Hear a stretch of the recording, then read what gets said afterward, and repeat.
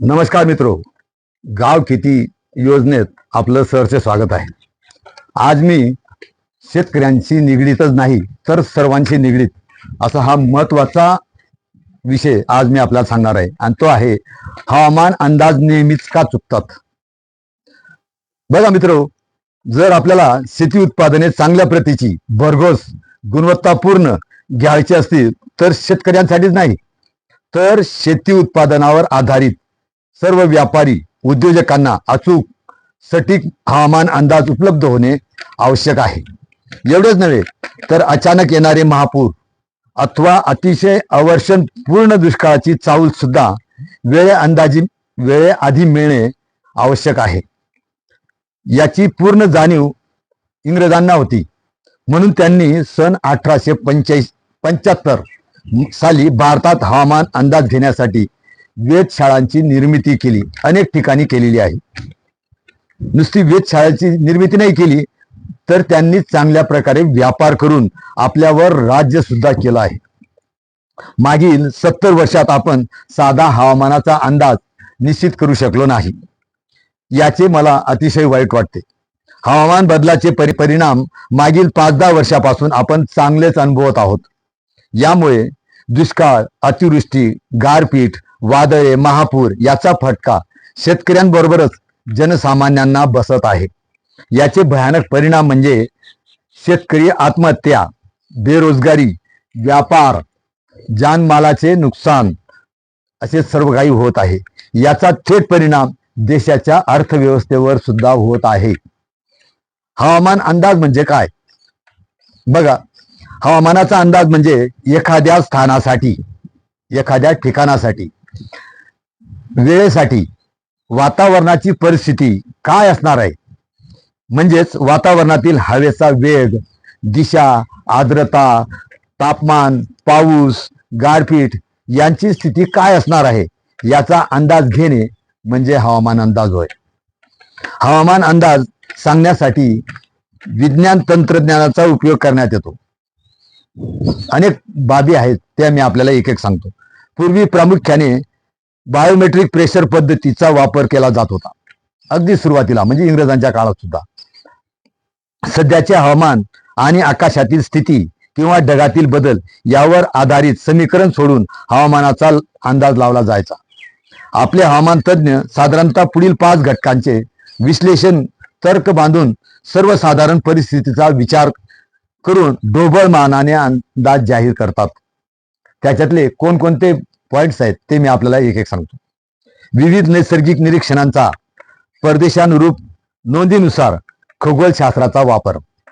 यात पृथ्वी, चंद्र, सूर्य आणि हे मोठे 9 ग्रह यांच्या स्थानाचा विचार करणं आलं म्हणजे अमावस्या पौर्णिमेचा सुद्धा विचार येणार करून हवामानाचा अंदाज वर्तवण्यात येतो. आजही काही मंडळी याचा उपयोग करतात.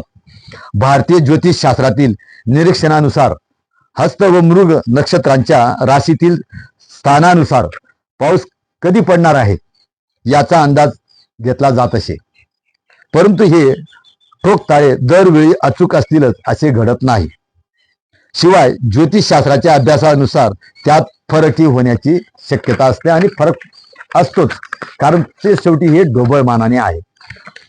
हवामान निरीक्षण साधने वापरून कोणकोणते साधने वापरतो? आता जमिनीवरील साधने ही प्रामुख्याने हवामान वेधशाळांमध्ये असतात.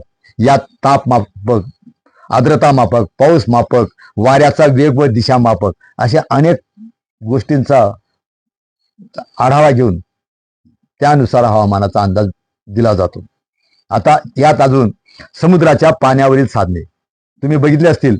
समुद्राच्या पाण्यावर हेलकावे खाणाऱ्या फुग्यांसारख्या तरंगणाऱ्या वस्तू बांधलेली उपकरणे.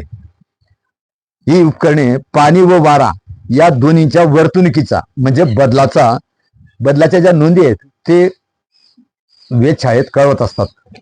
वातावरणात सोडली जाणारी साधने. फुग्यांच्या सहाय्याने पृथ्वीच्या वातावरणात सोडले जाणारे रेडिओ संच तेथील विविध घटकांची निरीक्षणे रेडिओ लहरींद्वारे पृथ्वीवर पाठवतात.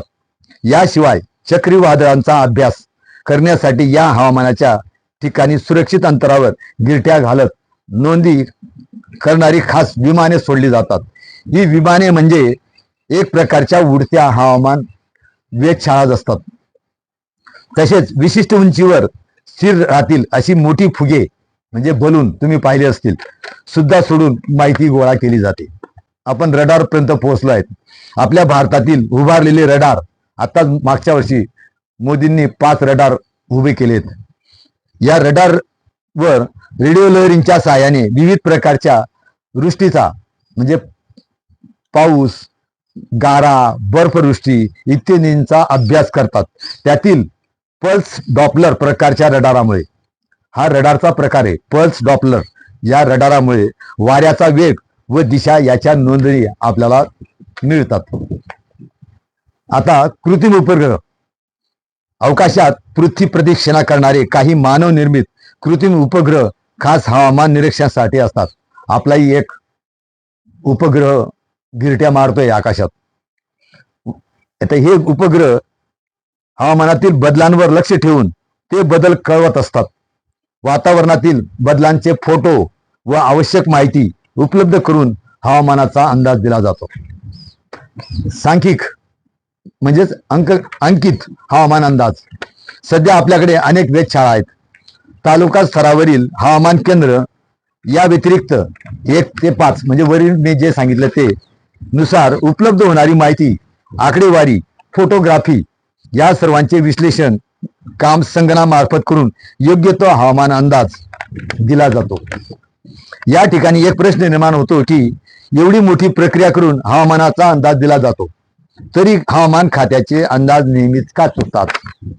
कारण शांत एकाग्र मनाने विचार करा तर मग मी काय म्हणतो, वरील यंत्रणा अचूक हवामानासाठी आवश्यक आहेतच, परंतु आज प्रत्यक्षात दर 10 किलोमीटर अंतरावर हवामान वेगवेगळे आहे. हा माझा सुद्धा अभ्यास आहे, मी ते बघितलेलं आहे. थोडक्यात काय तर प्रत्येक गावाचे हवामान वेगळे म्हणजे दर 10 किलोमीटरला हवामानात बदल आहेत, ज्यात प्रत्येक गावाचा पाऊस, तापमान, आर्द्रता, वाऱ्याचा वेग, दिशा वेगवेगळी असते. यामुळे काय होतं की बाष्पीभवनाचा वेग यांच्याबरोबर नैसर्गिक भौगोलिक परिस्थिती सुद्धा वेगळी असते.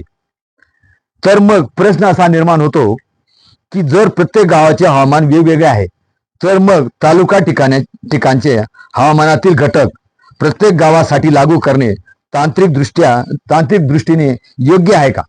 आपल्याला काय वाटते? अजिबात नाही. आपल्याला मी एक वास्तव उदाहरण देतो.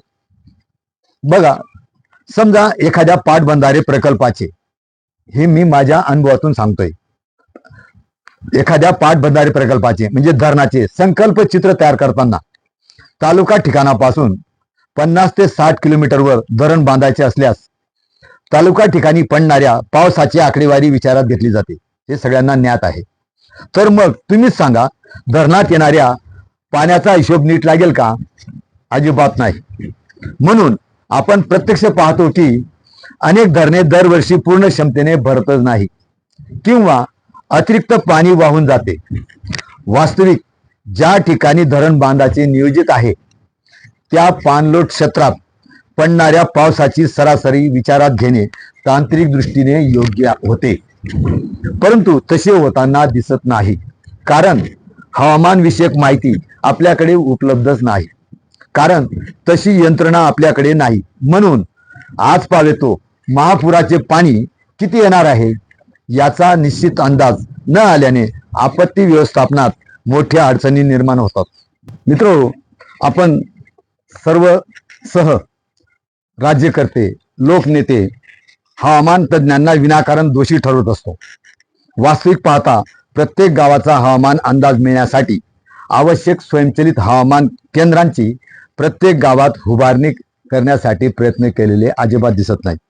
म्हणूनच आवश्यक तांत्रिक माहिती मिळत नाही. म्हणून सटीक हवामानाचा अंदाज लावणे कठीण जाते.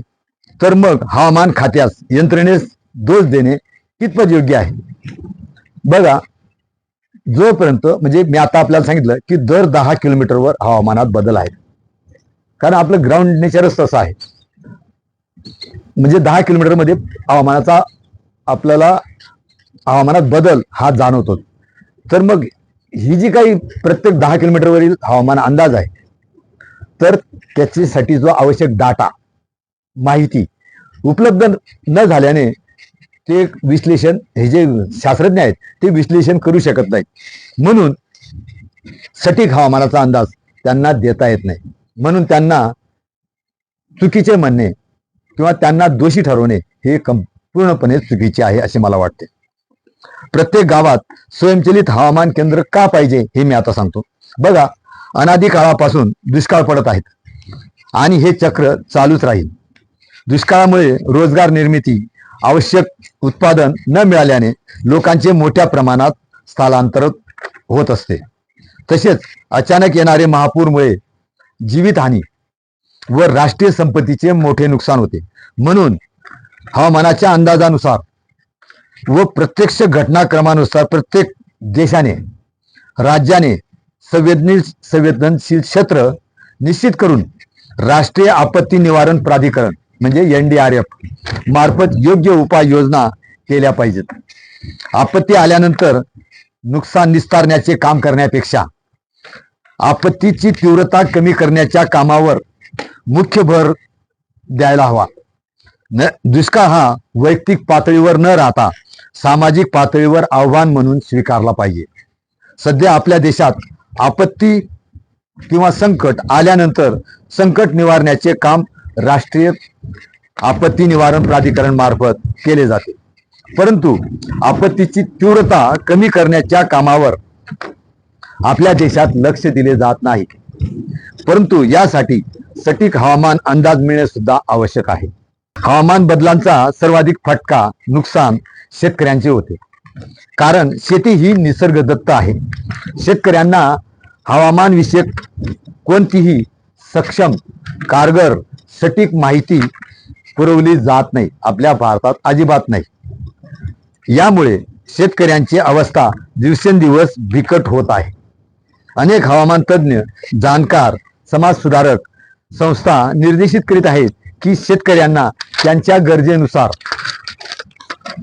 गाव पातळीवरील हवामान अंदाज देणे गरजेचे आहे. म्हणजे हवामान विषयक सेवा देणे आवश्यक आहे. याशिवाय उत्पादनातील सातत्य कायम राहणे शक्य नाही. म्हणून प्रत्येक गावात स्वयंचलित हवामान केंद्र उभारले पाहिजेत अशी माझी मागणी आहे. सटीक किंवा अचूक हवामान विषयक माहिती गाव पातळीवर उपलब्ध होऊ लागली तर परिसरातील शेतकऱ्यांना पीक व्यवस्थापन, स्थानिक आवश्यक कृषी सल्ला व आपत्ती परिस्थितीची माहिती असा तिहेरी फायदा होणार आहे. जगभरातील हवामान पद्धतीची परिस्थिती काय आहे ते मी आता आपल्याला सांगतो. अमेरिका, इटली, चीन, ऑस्ट्रेलिया, इस्रायल या देशात अद्ययावत गाव पातळीवरील हवामान अंदाज प्रत्येक शेतकऱ्याला दिला जातो. ऑस्ट्रेलिया आणि इस्रायलमध्ये हे मी स्वतः बघून सुद्धा आलोय. याचबरोबर पिकांच्या गरजानुसार पाणी, तण, कीड, काढणी इत्यादी सर्व अत्यावश्यक बाबींचे सर्वेक्षणानुसार नियंत्रण केले जाते. चीनने प्रत्येक गावात हवामान माहिती केंद्र तयार केले आहेत. छोटी कॅबिन असते, एक मोठा स्क्रीनचा टीव्ही सुद्धा असतो आणि त्या स्क्रीनच्या टीव्हीवर सतत माहिती येत असते. यास फार्म मेट्रोलॉजिकल सेंटर म्हणजे शेती हवामान केंद्र असे स्वरूप असते. यानुसार पीक सर्वेक्षण म्हणजे क्रॉप मॉनिटरिंग केले जाते. गरजेवर आधारित पिकांचा अंदाज दिला जातो. इटली, चीन हे देश प्रत्यक्ष अंमलबजावणी करीत आहेत. त्याचबरोबर ऑस्ट्रेलियामध्ये सुद्धा मोठ्या प्रमाणात मला पाहावयास मिळाले. अमेरिका, युरोपमध्ये प्रत्येक पिकासाठी कीड व रोगांचे मॉड्यूल आहेत. आपल्याकडे उपलब्ध आहेत, परंतु जवळजवळ नाहीच्या बरोबरीने आहे. याकरिता उपग्रह तंत्रज्ञान अतिशय उपयुक्त ठरू शकते. अमेरिकेने यात आघाडी घेतलेली आहे. मी माझ्या गावखेती पुस्तकात हवामान केंद्र प्रत्येक गावात स्थापन करण्याचे नियोजन दिले आहे. एवढंच काय, तर त्यासाठी किती खर्च येईल काय याचा पूर्ण तपशील मी मांडलेला आहे. आपल्याकडे इस्रोने यात आता खूप चांगले काम केलेले आहे.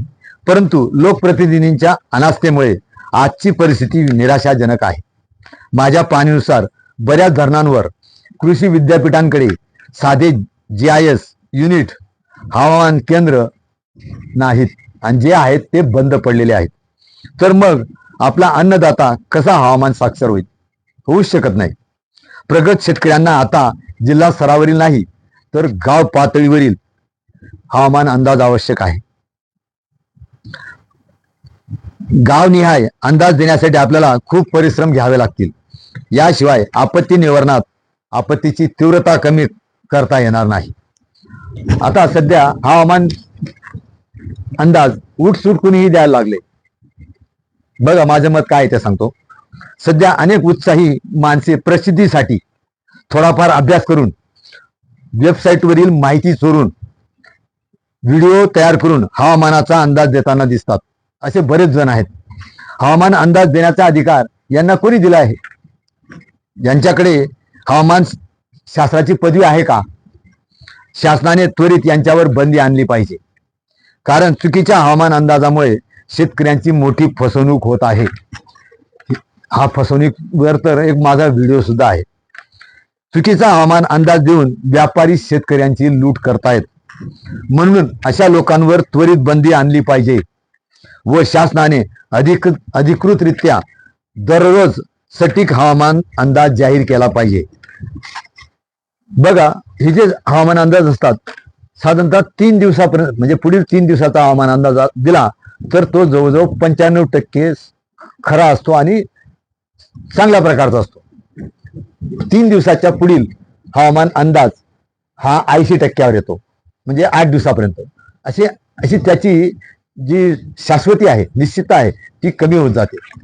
तर मला आता शासनाला एकच विनंती आहे की ही जे हवामान तज्ज्ञ तयार झालेले आहेत यांच्यावर ताबडतोब बंदी आणली पाहिजे आणि शासनामार्फत दररोज हवामान अंदाज आपल्या अनेक चॅनल्स आहेत, TV चॅनल्स आहेत त्याच्यावर दिले पाहिजेत. ही माझी नम्र विनंती आहे. मित्रांनो माझा व्हिडिओ आवडत असेल तर आपले कॉमेंट्स जरूर लिहा. धन्यवाद.